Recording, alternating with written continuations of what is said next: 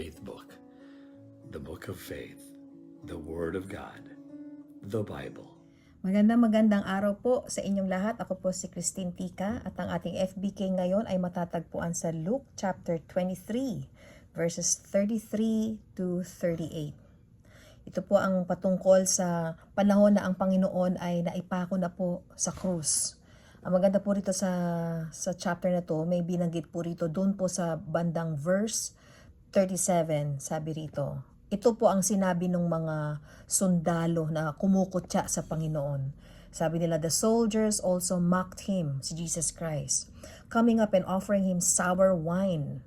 Binigyan po ng inumin ang ating Panginoon, pero sour wine, no? So masama ang lasa, di ba?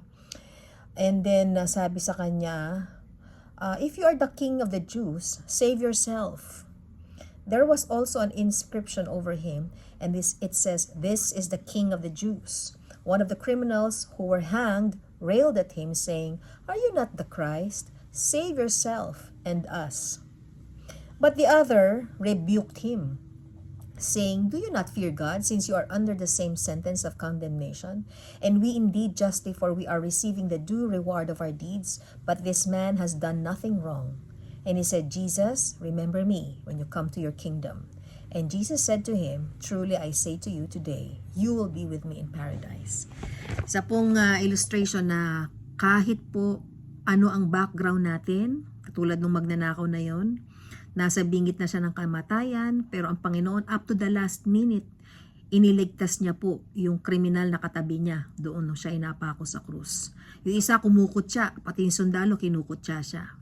Sa tingin nyo, na-save yun, naligtas, palagay ko hindi ano. Pero yung isang magnanakaw na nagsisi ng kanyang kasalanan, and he knew that this man beside him did not do anything wrong.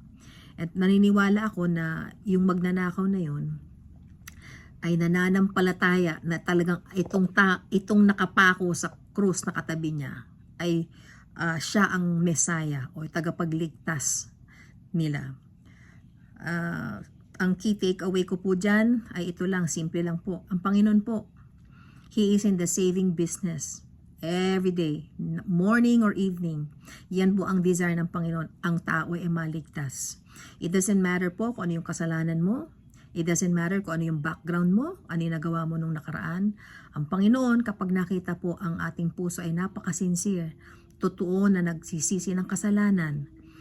Tapat po ang Panginoon, sabi niya sa 1 John 1:9, Jesus is so faithful. He is just to forgive us from all our sins. Kayang patawarin ng Panginoon, katulad ng ginawa niya dun sa magnanakaw na sa tabi niya.